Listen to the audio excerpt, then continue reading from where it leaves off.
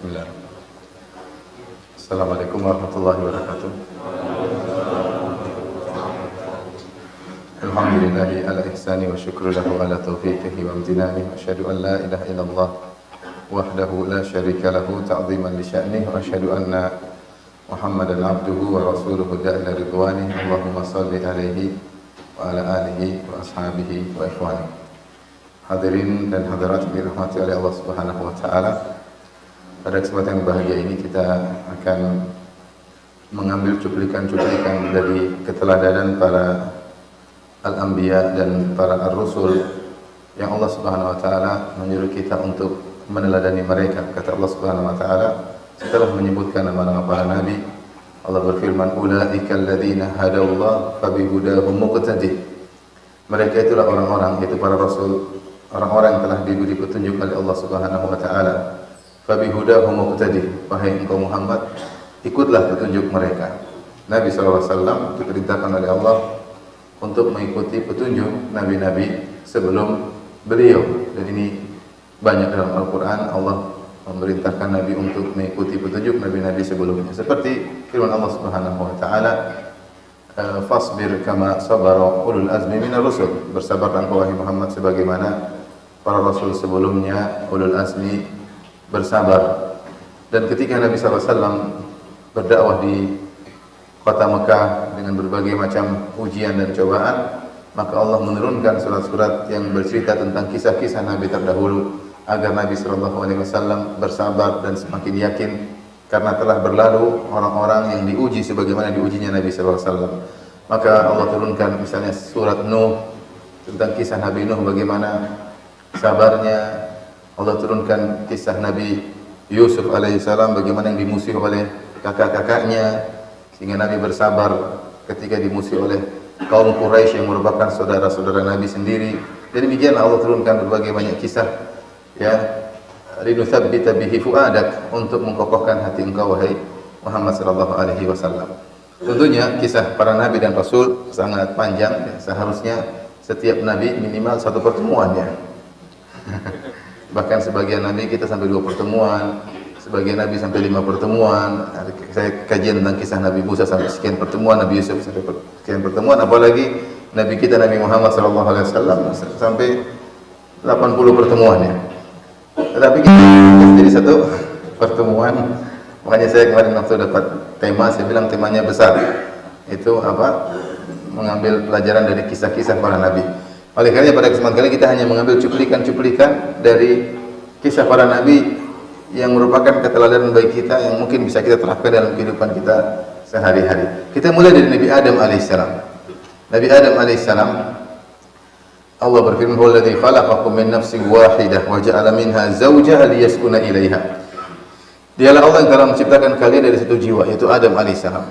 Kemudian wa khalaqa minha zawjaha, dari jiwa tersebut yaitu Adam alaihissalam Allah ciptakan istrinya, itu apa? Hawa, itu diciptakan dari tulang rusuk Adam alaihissalam. Buat apa? Liyaskuna ilaiha, agar Adam menjadi tentram bersama istrinya.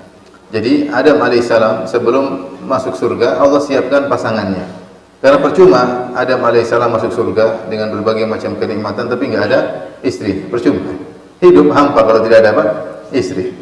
Oleh karenanya dikatakan ar-rafiq qabla tariq, teman perjalanan sebelum menempuh perjalanan. Yang penting teman perjalanan, betapapun berat perjalanan tersebut, kalau ada temannya terasa lebih ringan. Oleh karenanya Allah ciptakan Hawa kepada Adam, kemudian Allah baru menyuruh Adam dan Hawa masuk surga, ya. Kata Allah, liyaskuna ilaiha, agar dia Adam tentram bersama istrinya, ya. Pelajaran dari sini bahwasanya seorang berusaha menciptakan kondisi yang menyenangkan di rumahnya bersama istrinya. Karena kehidupan lelaki, ya, bagaimanapun banyak bagian hidupannya di rumahnya, terutama kalau sudah mulai tua, sudah mulai pensiun, ya, kebanyakan di rumah. Kalau kita di rumah tidak nyaman, kita tidak bahagia.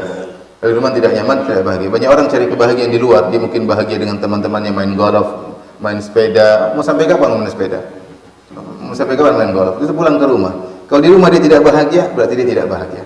Laki-laki yang bahagia sesungguhnya laki-laki yang tentram di di rumah. Makanya kita harus berusaha bisa menciptakan suasana nyaman di rumah, menjadikan istri kita sebagai teman ngobrol, teman diskusi. Bagaimanapun kita ciptakan bisa, insya Allah. Pembahasan kita atur, ya, tidak perlu kita bahas pembahasan yang berat-berat. Jangan bicara politik sama istri misalnya, ya.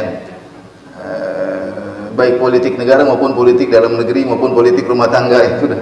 Kita ngobrol yang nyaman, yang nyambung sehingga kita merasa tenteram di rumah. Kapan kita rindu ingin selalu pulang ke rumah, yakinlah kita sudah bahagia. Tapi kapan kita tidak bahagia di rumah, pengennya keluar terus, berarti kita belum bahagia. Adam alaihissalam bahagia dengan istrinya, liyaskuna ilaiha. Ini salah satu poin yang harus kita perhatikan dalam kehidupan kita, menciptakan ketenteraman di rumah. Mau tidak mau kita harus berdamai dengan istri kita. Jangan sampai kita bertengkar dengan istri kita. Carilah kondisi yang pas, bahan pembicaraan yang nyaman,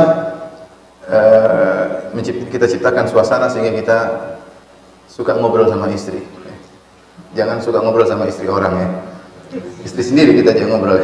Sebagian orang sama istri orang semangat, sama istri sendiri tidak semangat.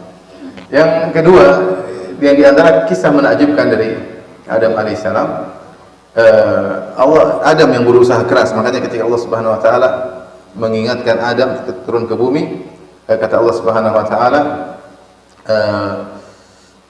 dalam surat Thaha, kata Allah Subhanahu wa taala, wa laqad ahina ila adam min qablu fa lam yajid azma wa qulna ya adam inna hadha aduwwun laka wa li zawjika fala yukhrijannaka minal jannati fatashqa.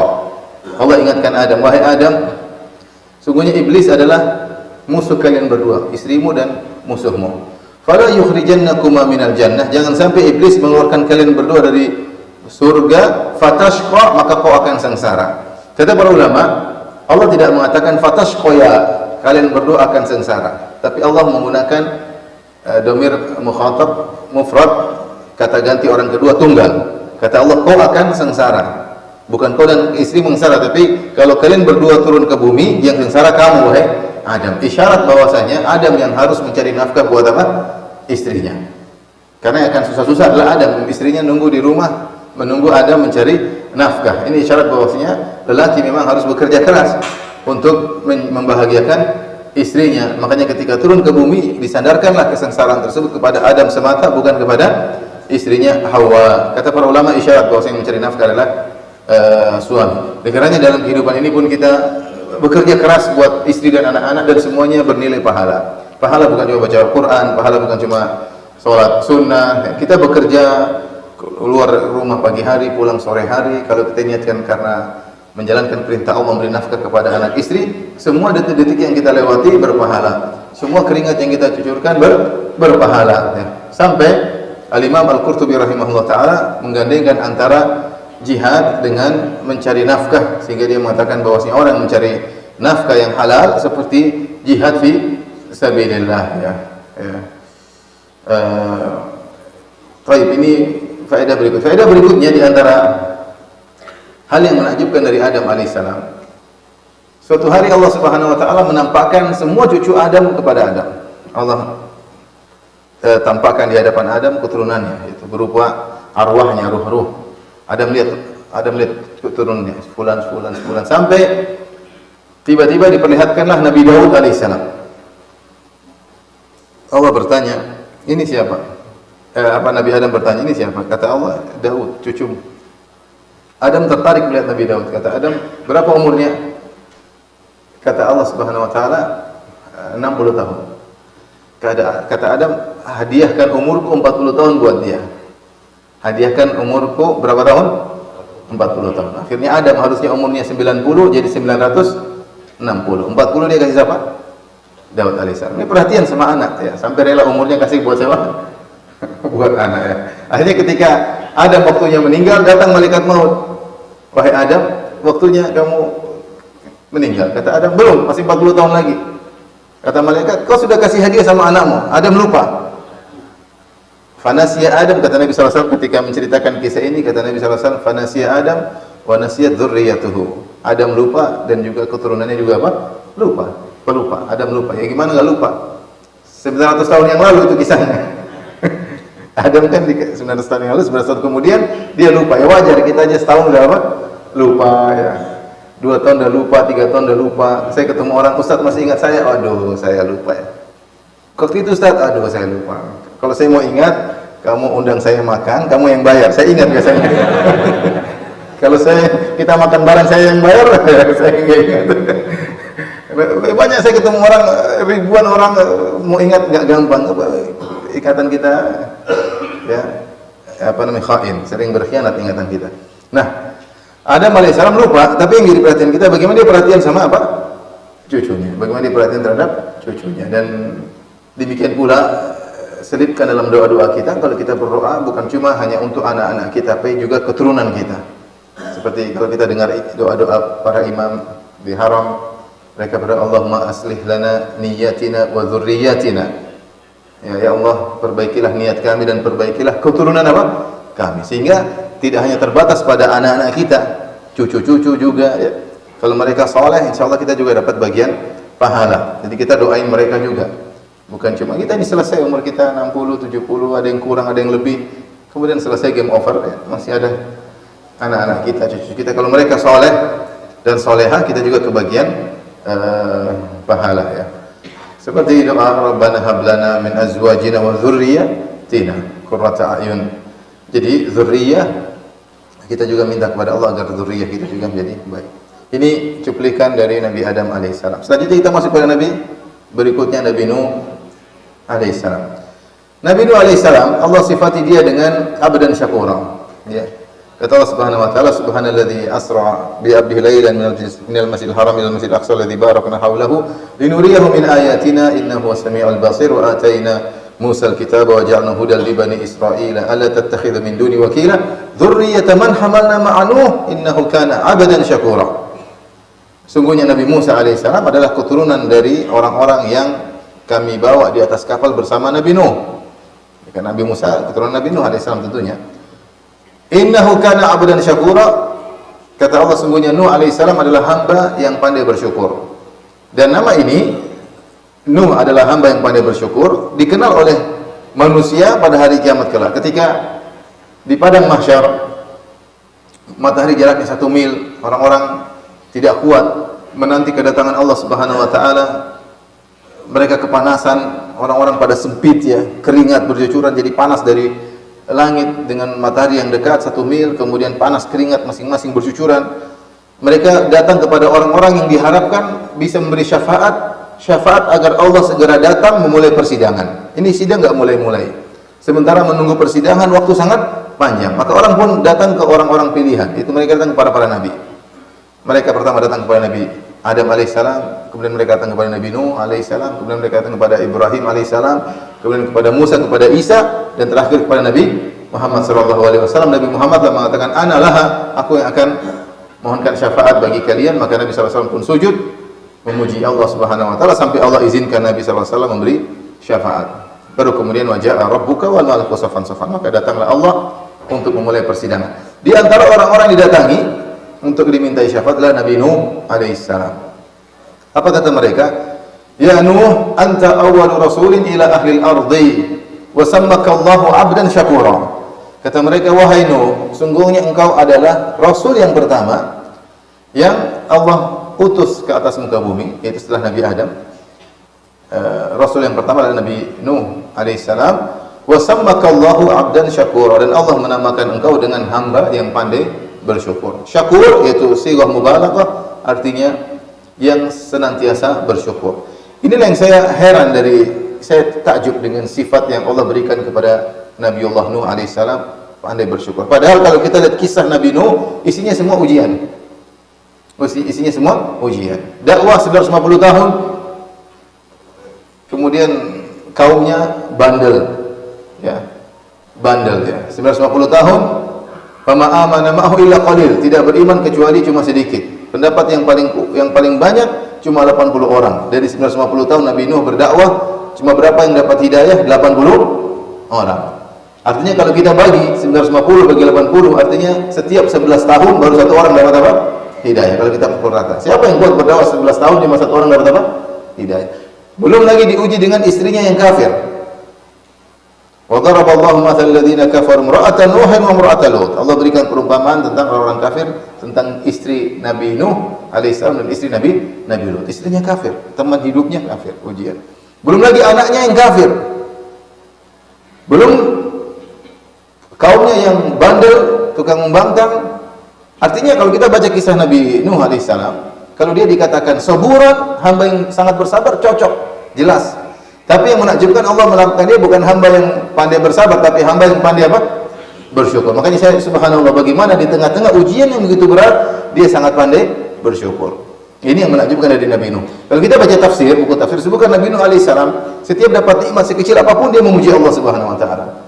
Dapat makanan dia memuji Allah, dia kemudian dapat pakaian dia memuji Allah, apapun dia sering memuji Allah. Sifat Nabi Nuh suka memuji Allah. Makanya Allah mengatakan dia abdan syakuran, hamba yang pandai bersyukur. Makanya dalam hadis kata Rasulullah SAW, Inna Allah la yarda. Sesungguhnya Allah ridha kepada seorang hambanya, idza akala al-aklah fayahmadahu 'alaiha. Kalau dia makan makanan dia muji Allah Subhanahu wa taala. Wa idza syariba syarbah fayahmadahu 'alaiha. Kalau dia minum maka dia muji Allah Subhanahu wa taala. Makanya jangan lupa kalau kita makan, kita minum, kita puji Allah. Alhamdulillahilladzi at'amani hadza ta'am wa razaqanihi min ghairi haulin minni wala quwwah. Segala puji bagi Allah yang telah memberikan aku makanan ini atau minuman ini tanpa daya dan upaya dariku. Itulah sifat Nabi Nuh alaihissalam yang selalu memuji Allah, bersyukur kepada Allah padahal dia di tengah-tengah ujian. Ya. Kalau bersyukur dalam kondisi kaya ya wajar. Tapi yang menakjubkan dari Nuh alaihissalam, dia bersyukur dalam kondisi penuh dengan ujian. Siapa yang kuat? Antum bayangkan ada seorang ustaz ceramah sana kesini, tapi istrinya sendiri kafir, gimana kira-kira? Orang bilang ente ceramah terus, istri nggak beres. Orang ustaz ceramah sana sini, anaknya bandel, ente ceramah terus, anaknya nggak bisa diberesin. Jadi ujian luar biasa bagi Nabi Nuh. Itu bukan setahun 2 tahun, bukan 10 tahun, 20 tahun, 950 tahun. Berat ya. 950 tahun. Tapi di tengah-tengah ujian yang sangat hebat tersebut, Allah namakan abdan syakur. Maka di antara faedah yang bisa kita ambil, kita senantiasa bersyukur di tengah-tengah kesulitan yang kita hadapi. Tergantung kita melihat yang mana. Kalau kita melihat sisi musibah kita mungkin tidak pandai bersyukur. Tapi kalau sisi dari nikmat-nikmat yang Allah berikan pada kita, alhamdulillah kita masih beriman, masih sholat, masih bisa baca Quran. Hidup cuma sebentar, alhamdulillah kita masih bisa kumpul sama anak istri. Kita lihat sisi positif, kita akan tetap bisa bersyukur. Maka ada orang selalu mengeluh, suruh ambil kertas 2, tulis satu musibah, satu nikmat, tulis, suruh isi. Kalau musibah apa sih? Utang belum lunas, istri ngomel, oke terus apa? Kalau 10, 20, 30, tapi kalau isi tentang nikmat 1000 nggak habis-habis. Nikmat pandangan, nikmat mendengar, nikmat ini, nggak habis-habis. Nikmat bernapas. Nggak tahu orang-orang kalau kena corona bagaimana susah napasnya. Ya. Nikmat bernapas, nikmat memandang, tiap bangun tidur antum bisa melihat. Sebagian orang sudah tidak bisa melihat ya. Jadi nikmat terlalu banyak ya. Ya. Oleh karenanya manusia, innal insana li rabbih lakanud. Manusia suka berkeluh kesah kata Allah Subhanahu wa taala. Di antara tafsir dari Hasan Al-Basri mengatakan yadhkurul mashaib wa yansa ni'am. Kerjanya hanya mengingat musibah-musibah dan lupa kepada nikmat.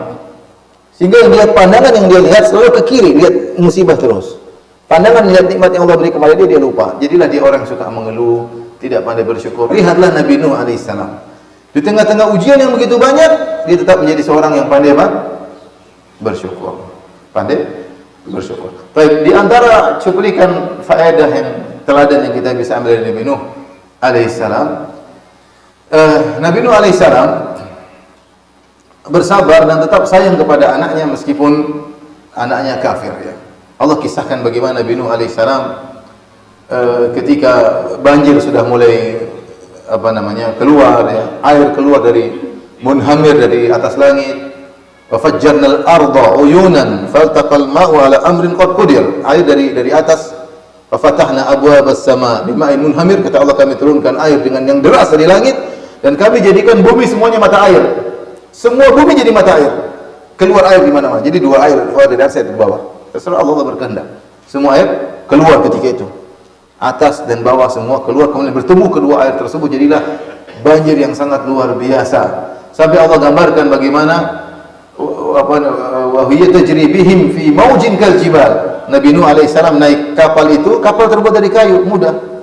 Kapal yang sederhana, al-wahin wa dusur, cuma papan dipaku dan mengalir di banjir, ada ombaknya, mauj, ombaknya. Kal jibal, kata Allah, ombaknya seperti gunung. Jadi banjir tersebut dahsyat. Bukan cuma air yang keluar gitu, enggak, airnya bergelombang.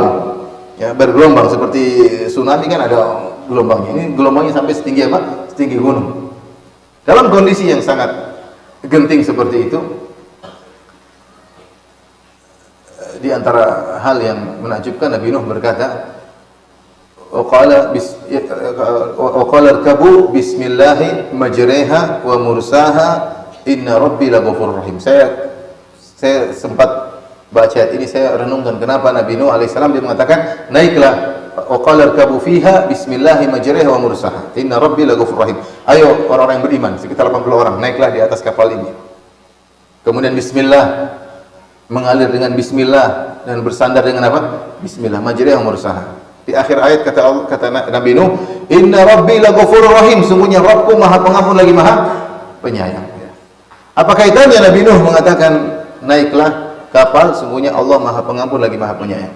Al-Alusi dalam tafsirnya mengatakan, Nabi Nuh ingin menjelaskan kepada umatnya bahwasanya kita ini selamat bukan karena amal soleh kita, tapi kita selamat karena Allah Maha Pengampun lagi Maha Penyayang.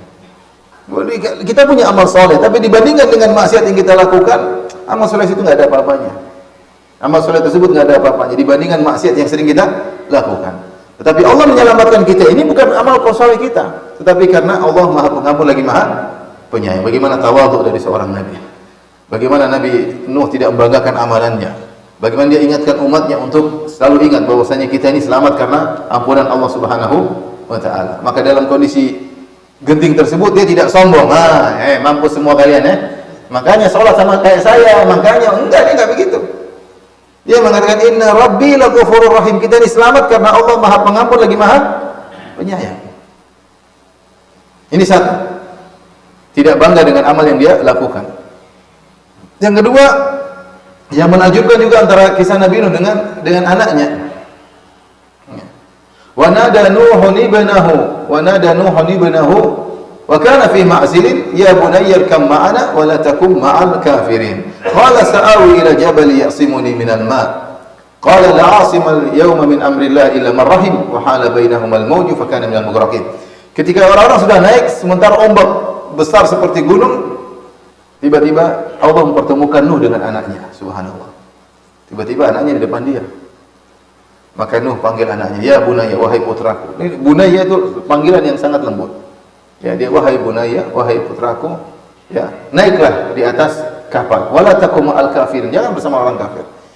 Dia tidak mengatakan, Abi udah bilang apa? Makanya iman. Enggak.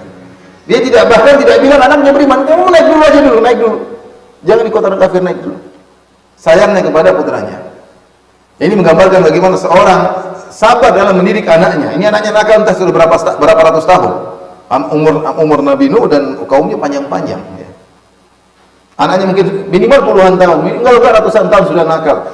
Tapi dia sabar sampai di penghujung hayat tetap dia panggil dengan panggilan lembut, ya bunayyir kama ana, wahai putraku naik. Wala takum ma'al kafirin. Jangan kau ikut orang-orang yang kafir. Ya. Dia tidak membentak, dia tidak menghardik anaknya, tetap dengan panggilan lembut. Dan ini harus kita ingat, terutama zaman sekarang. Benar kita boleh mukul anak kalau dia salah, boleh. Nabi yang mengatakan, umur auladakum bis salati wa hum sab'u sinin, perintahkan anak salat 7 tahun, wadribuhum hum asyru sinin, kalau 10 tahun enggak salat silakan pukul. Tetapi itu di luar hukum asal. Hukum asal seorang lembut kepada keluarganya. Bahkan anaknya nakal berusaha lembut. Berusaha lembut bagaimana untuk bisa mengambil hati anaknya. Apalagi dikatakan zaman sekarang, anak-anak zaman sekarang bukan lagi generasi milenial, tapi anak-anak sekarang generasi strawberry. Saya pernah pertemuan dengan salah seorang pakar pendidikan. Itu ada urusan pemerintahan, saya diundang, kemudian dia bicara kurikulum. Dia bilang, Ustaz, kita sekarang zaman sekarang, anak-anak bukan lagi generasi milenial, tapi generasi strawberry. Saya bilang, apa generasi strawberry? Jadi strawberry itu manja, cepat putus asa, mudah terpengaruh. Manja. Sisi putus asa, dikit-dikit gak kuat. Kalau main game kalah marah-marah. Jangankan untuk yang baik, yang main game aja kalau kalah dia apa? Marah-marah, nggak kuat. Tidak mungkin seperti kita dulu, kita main ini setengah mati, kita tetap bertahan. Nah sekarang bukan lagi milenial, sekarang generasi apa? Strawberry. Kalau kita dulu ya kuat, kita generasi aluminium atau besi tua. Dia anak sekarang strawberry sangat lemah. Nah, menghadapi generasi seperti ini kita lebih mengedepankan kelembutan, sabar, duduk sama mereka, ngobrol sama mereka, jadikan kawan kita, agar kita bisa mempengaruhi. Nabi Nuh alaihissalam lihat anaknya bandel, kurang ajar, bertahun-tahun, mungkin puluhan tahun, ratusan tahun, Nabi Nuh tetap mengatakan, ya bunayya, wahai putraku, dengan panggilan. Dia tidak panggil namanya, wahai fulan, wahai Yam atau Kan'an, enggak, dia panggil ya bunayya, wahai putraku, tetap putraku, kau bagaimanapun tetap apa? Putraku. Sebagian kita kalau udah marah, kamu bukan anak bapak lagi. Terus anak siapa? Kamu bukan anak bapak lagi.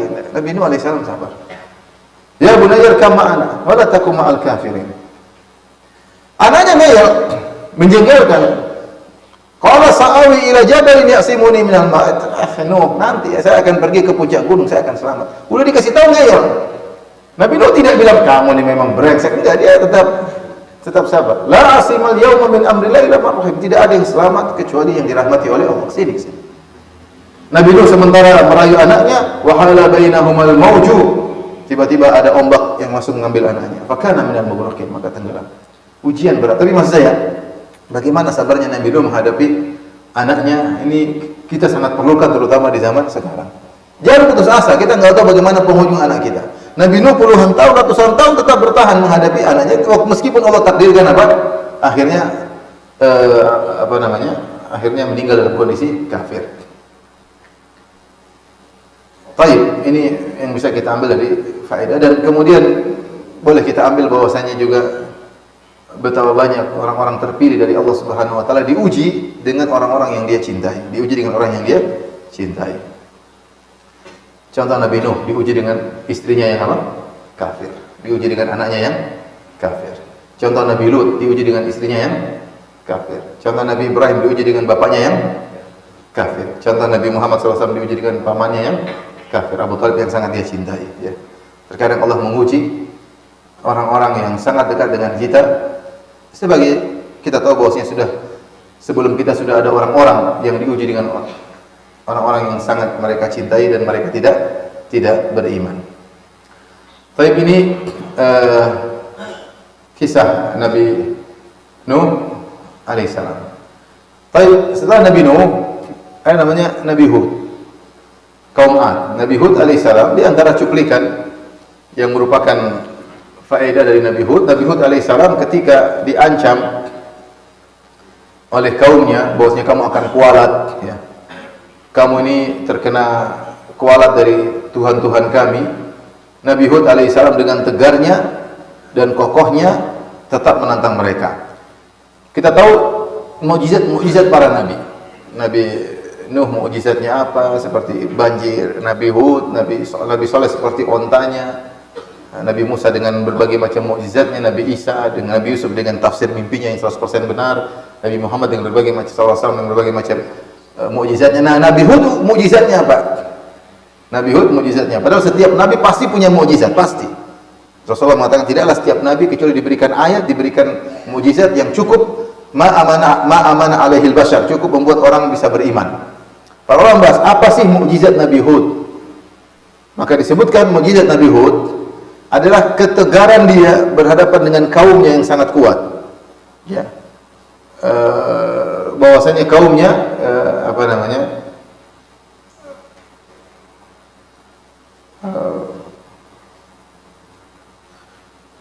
bagaimana kaumnya sangat kuat, badannya besar. Kaum Ad dikenal sangat kuat, badannya tinggi dan kuat. Bahkan disebut dalam buku tafsir kalau kaum Ad lagi marah, dia ingin hancurin suku yang lain, cuma kirim satu orang aja, hancurin suku sana. Satu orang aja dikirim, dia bikin kacau di sana. Badannya apa? Kuat. Badannya kuat, tidak seperti kaum Nabi Nuh, ya. wazadakum, Allah tambahkan bahwasanya kaum Nabi Ad badannya kuat dan mereka sangat hebat, kalau ingin membunuh kaum yang lain sangat kuat. Tetapi bagaimana mukjizat Nabi Hud? Nabi Hud ketika itu diancam atau diejek oleh kaumnya, mereka berkata dalam surat Hud, "In naqulu illa taraka ba'dhu alihatina bisu." Wahai Hud, kata kaumnya ini kumpul, jagoan-jagoan semua. Menurut kami engkau telah tertimpa penyakit gila. Tuhan-Tuhan kami yang menimpakan. Kamu kualat. Kamu enggak beres. Ya, karena kau telah menghina Tuhan-Tuhan kami, maka engkau kualat, kamu jadi gila atau penyakit yang lain. Apa kata Nabi Hud? Qala inni usyhidullah wa asyhadu anni bari'un mimma tusyrikuna min dunihi fakiduni jami'an thumma la tunzirun inni tawakkaltu 'ala Allahi rabbi wa rabbikum ma min dabbatin illa huwa akhidun bi nasiyatiha inna rabbi 'ala siratin mustaqim. Apa kata Nabi Hud alaihi salam? Wahai kaumku, ya,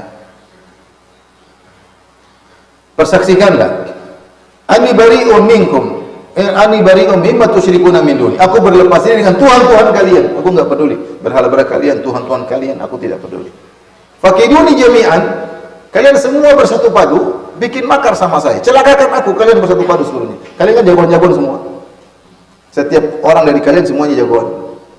Kalian bersatu padu untuk bikin makar sama saya. Fakiduni jami'an. Tsumma la tunzirun, dan jangan tunda-tunda. Inni tawakkaltu 'ala Allahi rabbi wa rabbikum. Aku bertawakal kepada Allah, Rabbku dan Rabb kalian. Ma min dabbatin illa huwa akhidun bi nasiyah. Tidak ada satu binatang melata, satu manusia kecuali Allah pegang ubun-ubunnya. Inna rabbi 'ala siratin mustaqim. Semuanya di bawah kehendak Allah Subhanahu wa taala. Di sini kata para ulama, inilah mukjizat Nabi Hud. Dia sendirian dan dia tantang seluruh kaumnya, kaum Ad yang terkenal jagoan-jagoan, ayo, dan mereka tidak mampu. Mereka tidak mampu mencelakakan sama Nabi Hud. Kenapa? Tawakalnya luar biasa. Dia mengatakan, inni tawakkaltu 'ala Allahi rabbi wa rabbikum. Aku bertawakal kepada Allah Subhanahu wa taala. Hud alaihissalam telah mencapai keimanan yang luar biasa. Dia tidak takut dengan kaum yang begitu jago, bahkan dia tantang mereka semuanya untuk apa? Melawan dia, dan ternyata dia selamat. Ini di antara faedah bahwasanya kita harus bertawakal kepada Allah. Kita bertawakal kepada Zat yang maha kuat, Zat yang maha hebat. Itulah Allah Subhanahu wa taala. Baik, Nabi Hud itu kira-kira yang mungkin bisa kita ambil. Kemudian Nabi Saleh banyak kisah-kisah ya. Kemudian Nabi Syuaib di antaranya Allah sebut dalam Al-Qur'an, dia mengatakan, "Wa ma uridu an ukhalifakum ila ma anhaakum an." In uridu illa al-islaha mastata'tu wa ma taufiqi illa billah. Nabi Hud berkata kepada kaumnya, ketika kaumnya mengejek dia mengatakan, "Wa ma uridu an ukhalifakum ila ma anhaakum an." Aku tidak ingin menyelisihi apa yang sudah aku sampaikan kepada kalian. In uridu illa al-islah mastata'tu. Aku hanya ingin perbaikan semampuku. Ya. Ya. Wa ma taufiqi illa billah. Aku tidak bisa mendapat petunjuk kecuali dari Allah Subhanahu wa taala.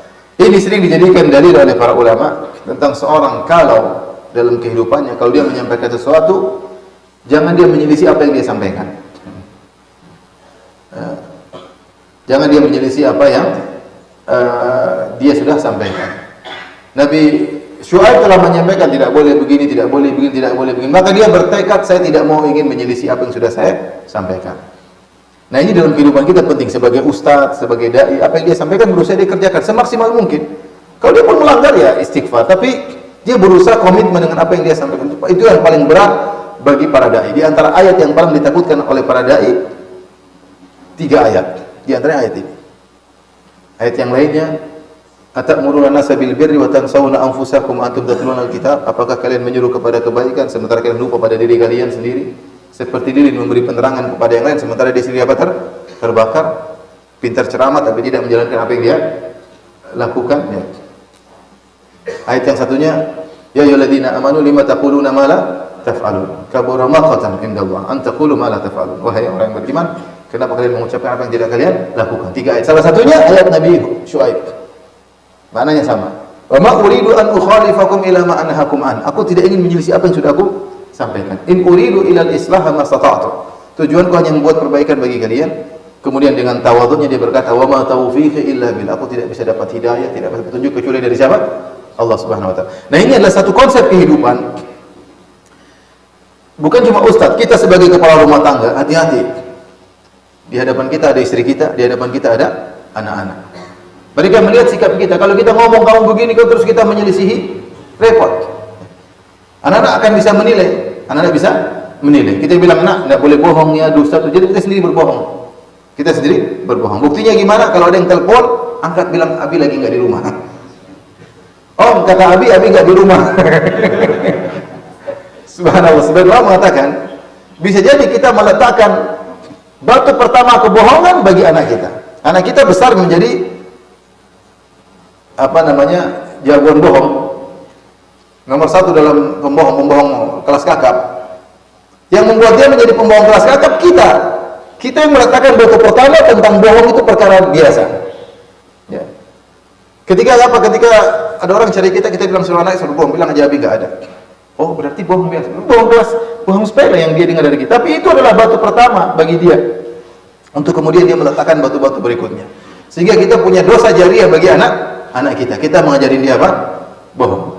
Oleh karenanya hati-hati seorang, dan ini supaya dia punya karismatik di hadapan anak-anaknya. Jangan menyelisih apa yang sudah dia sampaikan. Kalau dia sudah janji, jangan dia selisihi. Kalau dia sudah menyampaikan, jangan dia selisihi. Ya. Itu anaknya, "Ayo ngaji." Dia enggak pernah ngaji. Kamu ngaji. Suruh ngaji, "Ayo murojaah." Dia main HP, nonton ini, nonton anu. Ya. Susah, sehingga karismatik kita hilang di hadapan anak-anak kita. Kita kan mendengar kita, Abi itu apa, Umi itu apa, pintar ngomong doang. Kalau di masjid aja kelihatannya, di rumah nonton Korea. jadi susah ya, susah. Ini faedah dari perkataan Nabi Syuaib. Nabi Syuaib mengatakan, "Aku tidak ingin menyelisih apa yang sudah aku sampaikan." Komitmen. Jadi itu berat. Dan saya katakan ini bukan cuma para dai saja, tapi juga bagi kita di rumah tangga. Kita hati-hati, kalau kita menyelisih apa yang kita sampaikan, kita nasihat istri kita selisih, istri, langsung kita jatuh di hadapan mata istri kita. Di depan anak-anak sudah, Abi apa, pintar ngomong doang, udah selesai. Dia nggak hargai kita, dia nggak hormati kita, ngomong dia cuma masuk telinga kanan, keluar telinga kiri. Masih mending masuk telinga kanan, bahkan nggak masuk, masuk mantul keluar. Jadi sosoknya sudah tidak, apa sosok orang tua. Maka di antara faedah yang bisa kita ambil dalam kehidupan adalah perkataan Nabi Syuaib, "Wa ma uridu an ukhalifakum ila ma anhakum an." Aku tidak ingin menyelisih apa yang aku sampaikan kepada kalian. Setelah Nabi Syuaib, kita turun kepada Nabi Ibrahim alaihissalam. Ibrahim alaihissalam luar biasa. Banyak sekali keteladanan yang beliau ajarkan kepada kita. Di antara keteladanan Nabi Ibrahim alaihissalam, sabar luar biasa. Inna Ibrahima la halimun awwahum mudib. Allah menyebutkan di antara sifat Ibrahim halim. Halim itu apa? Halim itu memaafkan padahal mampu untuk membalas. Halim. Dia tidak cepat emosi. Ibrahim dimusuhi oleh bapaknya, dimusuhi oleh satu kampung, bukan satu kampung, satu negara, semua Babilonia memusuhi dia. Semuanya sepakat untuk kumpulkan kayu bakar untuk membakar Ibrahim. Rakyat, menteri-menterinya, semua rakyatnya musuhi dia sendirian. Subhanallah. Ayahnya ragibun anta an alihati ya Ibrahim. La illam tantahi la arjumannaka wahjurni maliya. Wahai Ibrahim, kau benci dengan Tuhan-Tuhanku. Kalau kau tidak berhenti ngomongin Tuhan-Tuhanku, saya akan rajam kamu sampai mati. Pergi kau. Diusir oleh ayahnya. Tapi dia tidak marah-marah, dia bilang, bapak. Selesai ya, sudah ya. Dia malah bilang, qala salamun alaik, sa'astaghfiru laka rabbi. Keselamatan bagimu ayah. Dia pergi dengan tenang. Sa'astaghfiru laka rabbi, aku akan mohon ampunan buat engkau wahai ayahku. Saking sayangnya kepada ayahnya. Disebutkan Nabi Ibrahim alaihissalam halim, tidak pernah marah-marah, tidak pernah ngamuk-ngamuk. Gangguan luar biasa dari kaumnya, gangguan dari bapaknya. Selalu kalau ada yang ganggu dia bilang, Allahu yahdik. Semoga Allah beri hidayah kepadamu. Inilah kalau kita ke Arab Saudi, orang kalau marah bilang apa? Allah yahdik. Itu lagi marah itu. Semoga Allah dapat hidayah kepadamu. Bukan sedang senang. Kalau ada orang Arab bilang Allah yahdik, itu dia lagi marah. Tapi marahnya bilang apa? Semoga Allah beri hidayah kepadamu. Saya pertama waktu masuk di universitas, saya kaget. Kalau ada guru yang marah, hadakallah, Allah yahdik. Ini marah kok doa, semoga Allah beri hidayah kepadamu. Kadang aslahakallah, semoga Allah luruskan engkau. Jadi bagus ketika marah, keluarnya apa? Doa. Disebutkan dalam buku tafsir, Ibrahim disebut dengan halim. Kalau dia marah, dia tidak marah. Orang maki-maki dia, mencerca dia, mencaci maki dia, bilang, Allahu yahdik, semoga Allah beri hidayah kepadamu. Maka disebut dengan halim. Sabarnya dia kepada kaumnya, sabarnya kepada, mungkin kalau kita jadi posisi Nabi Ibrahim, dimusuhi oleh satu negeri, bapaknya, udah, ya Allah, hancurkan mereka. Kalau kita mungkin, kita lemah, dikit-dikit ngamuk, lagi diganggu orang, bikin pertemuan, jumpa pers, gak kuat diomongin orang, sedikit-sedikit kemudian bikin ini, bikin anu. Ini Ibrahim dimusuhi satu negara, dia sendirian. Dia tidak bilang, ya Allah binasakan mereka kurang ajar, mereka musuh walimu ya Allah. Enggak, dia pergi begitu saja. Pergi menuju ke, ini muhajirin ila rabbi, saya pergi menuju ke Tuhanku, pergi ke tempat yang lain. Sampai ketika, bayangkan begitu baiknya Ibrahim, ketika malaikat datang ingin mengazab kaum Nabi Lut, ya Ibrahim yujadiluna fi qaumi Lut. Ibrahim, tunggu dulu para malaikat, jangan dulu. Dia sampai maksudnya jangan dulu. Saking dia tidak ingin orang disiksa, ya. Begitu lembutnya, dia tidak dendam, tidak marah, orangnya luar biasa. Jadi halim. Di antara kisah yang menakjubkan adalah ketika Sarah cemburu kepada siapa? Hajar. Ibrahim kan nikah sama Sarah, dan Sarah wanita yang soleha, sangat soleha. Dibela oleh Allah, berdoa langsung dikabulkan. Kisah Sarah. Semua orang lagi kafir, yang beriman apa? Sarah. Akhirnya Sarah dikasih hadiah. Fa'akhdamaha Hajar, dikasih hadiah pembantu namanya Hajar dari Mesir. Kemudian akhirnya anggota rumah jadi 3, Ibrahim, Sarah sama Hajar. Bertahun-tahun Sarah nggak punya anak. Sampai usia Ibrahim mungkin sudah 70 atau 80, sudah 80-an, masih belum punya anak. Ketika itu maka Sarah kasihan sama Ibrahim, dia kasih pembantunya nikahi sama Hajar. Maka Ibrahim pun menikahi Hajar. Ternyata Hajar punya anak. Cemburulah apa? Sarah, karena Hajar punya sesuatu yang tidak dimiliki oleh siapa? Sarah. Jadi itulah perempuan yang nyarikan istri buat Ibrahim siapa? Sarah. Ini sunnah Sarah yang ditinggalkan oleh ibu. Karena bapaknya bukan kayak Ibrahim. Bapaknya kayak Ibrahim alaihissalam, mungkin sunnahnya dijalankan. Ada teman, Ustaz saya diizinin poligami, terus istri saya bilang boleh, tapi dia ngomongnya boleh nggak buka mulut. Ya sana, nikah sana. Giginya nggak diangkat, sama nenek katanya. Jadi bagaimana lemahnya perempuan? Bayangkan Sarah yang ingin cari istri buat Ibrahim. Tujuannya apa? Agar Ibrahim punya anak. Kenapa dia nikahkan Hajar kepada Ibrahim? Supaya Ibrahim punya apa?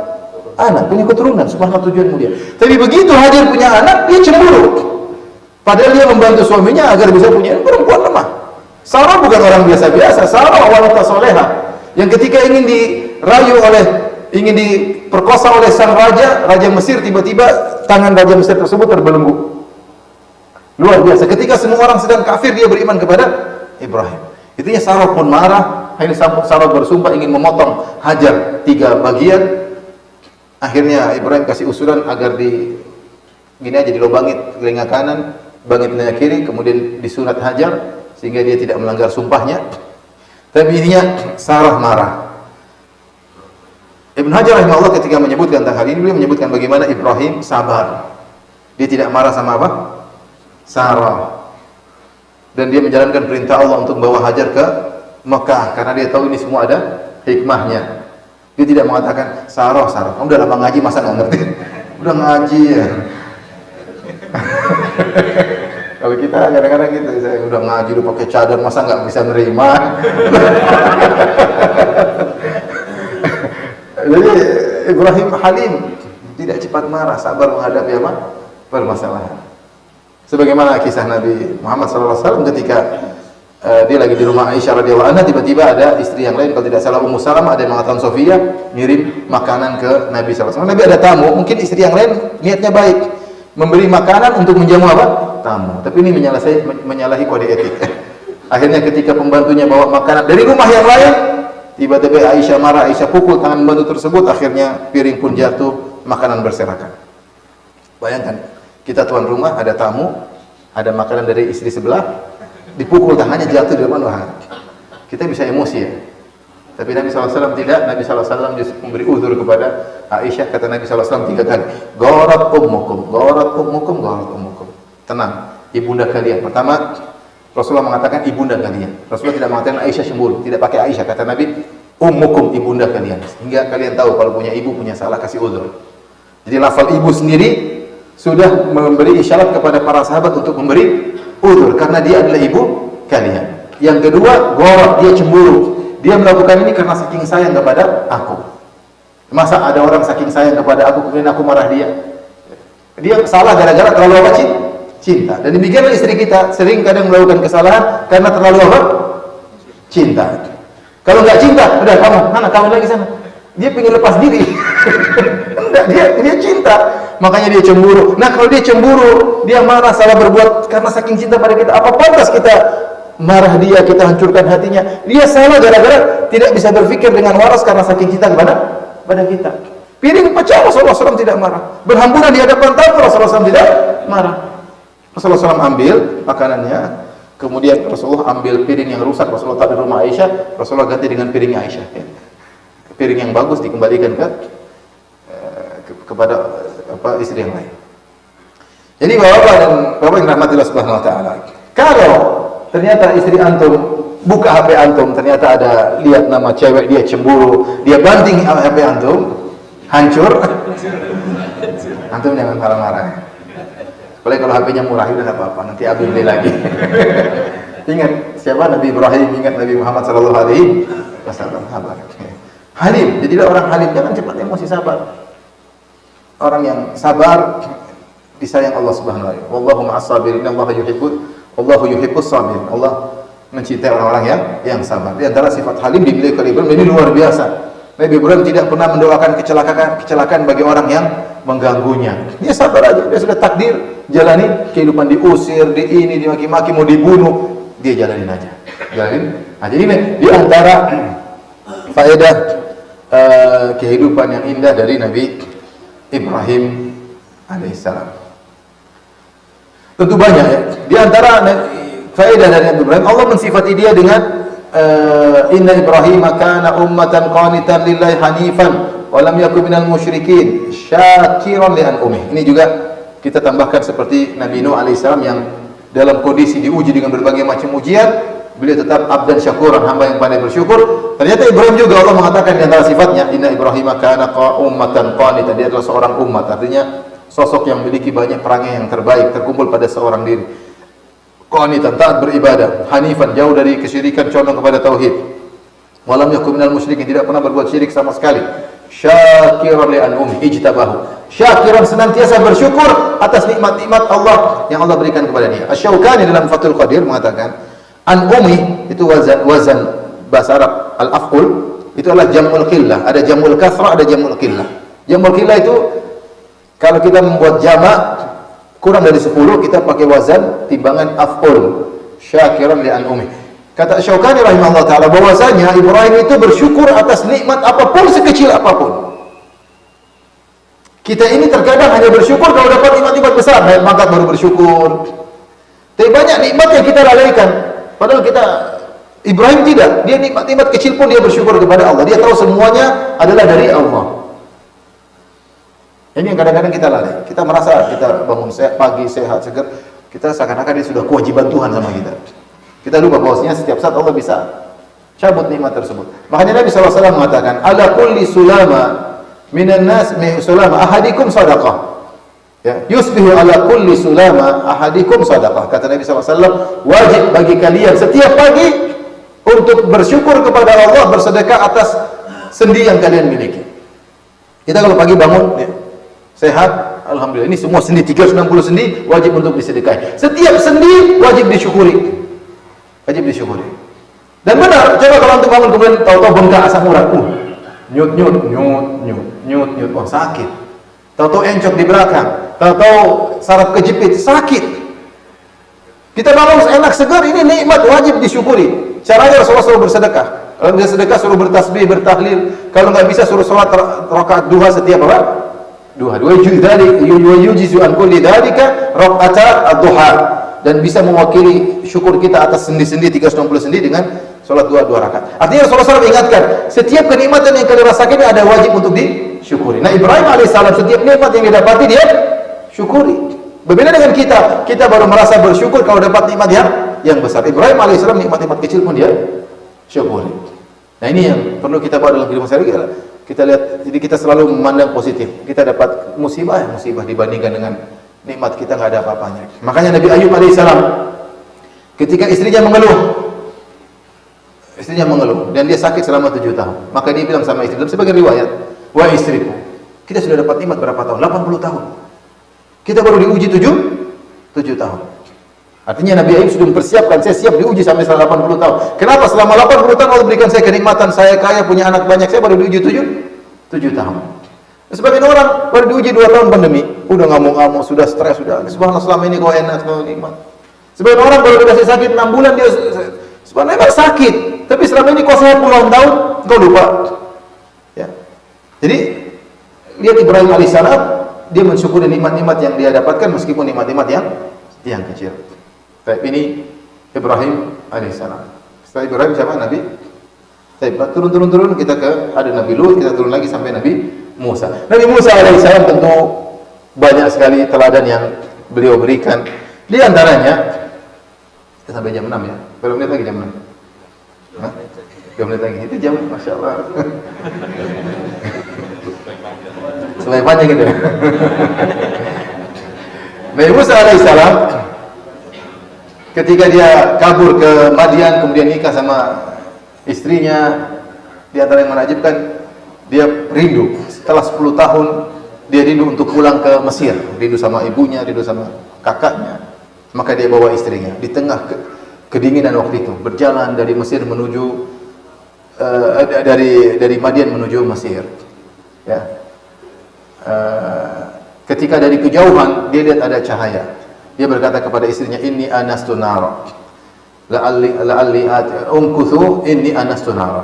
Faqala li ahlihim kuthu inni anastu nara la'alli atikum minha biqabasin aw ajidu 'ala an-nari huda. Dalam ayat yang lain, la'allakum tasqalun. Ketika dia berjalan dengan kondisi dingin, tiba-tiba ada api dari kejauhan, dia cahaya. Ternyata itu Allah Subhanahu wa taala.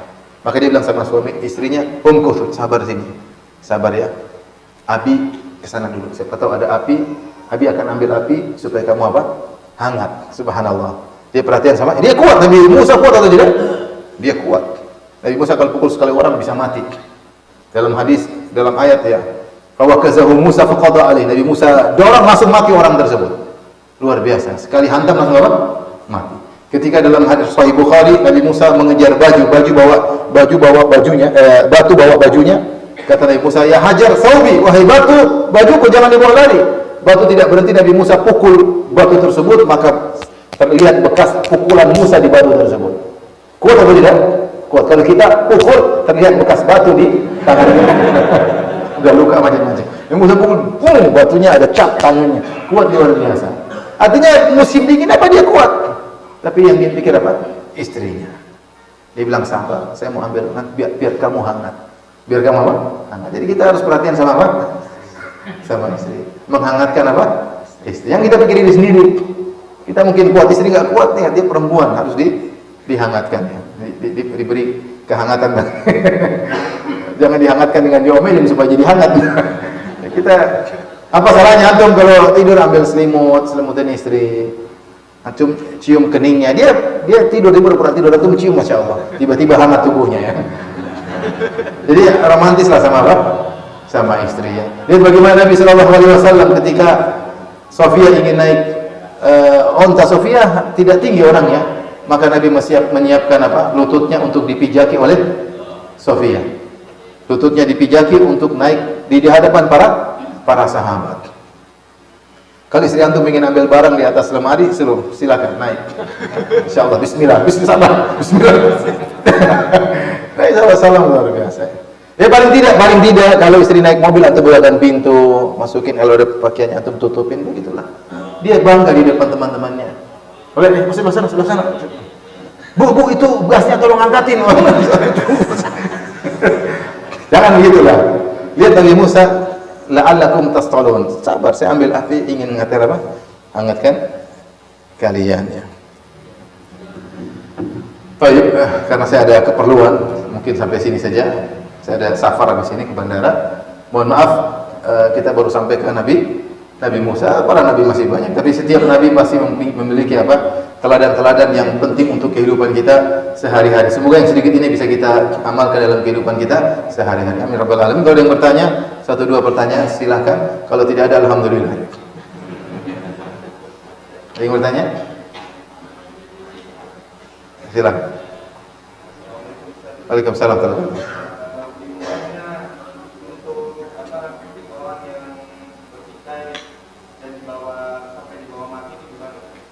Bertikai sampai di bawah mati, ya nanti dilanjutkan di akhirat.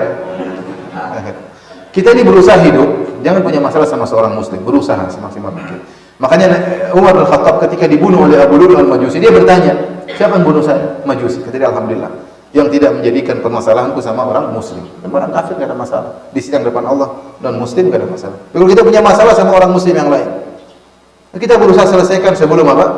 Sebelum kita meninggal dunia. Kalau tidak selesai, lanjut. Di mana? Di akhirat. Apapun sedikit, satu kata pun, satu sindiran pun, semuanya bermasalah. Tidak ada yang Allah Maha Adil, semua tercatat. Ma yalfidhu min qaulin illa ladayhi raqibun. Tidak satu ucapan yang keluar kecuali tercatat oleh malaikat. Jadi permasalahan yang kalau kita belum saling memaafkan di dunia, belum selesai. Akan berlanjut di mana? Di akhirat. Dan sering ini kejadian, seorang bermasalah sama orang, dia karena egonya, akhirnya dia mati lebih dahulu atau orang lain mati lebih dahulu, sehingga gantung permasalahannya. Saya dulu ada kenal seseorang, dia masalah, dia pernah bikin teman saya begini, dia macam-macam. Tapi sebelum dia meninggal, dia kena COVID kalau nggak salah. Sebelum dia meninggal, dia datang ke orang-orang tersebut. Allah berikan dia hidayah sehingga dia datang. Dan kita Indonesia orangnya pemaaf, alhamdulillah. Ya enggak? Pemaaf atau tidak? Pemaaf ya. Pemaaf ya. Paling dia datang, dia minta maaf, semuanya maafkan, kemudian dia meninggal dunia. Masya Allah, nikmat. Dapat hidayah, minta maaf sebelum meninggal dunia. Karena kalau tidak dimaafkan, urusannya lanjut ke mana? Ke akhirat. Ya, urusan repot. Dia bilang, Ustaz nanti di akhirat dia maafkan saya. Sama bilang, dia ingin cari pahalamu sebanyak-banyaknya kalau bisa. Jangan anggap enteng di akhirat kelak. Wallahu a'lam bishawab. Ada yang bertanya? Dan yang nanti di akhirat yang hakim siapa? Allah Subhanahu wa taala. Ada yang bertanya? 5, 4, 3, 2, 1, alhamdulillah. Demikian saja kajian kita. Insyaallah kita lanjutkan pada kesempatan yang lain biidznillah taala. Kurang lebihnya saya mohon maaf. Subhanakallah bihamdik asyhadu an la ilaha illa anta astaghfiruka wa atubu ilaik. Assalamualaikum warahmatullahi wabarakatuh.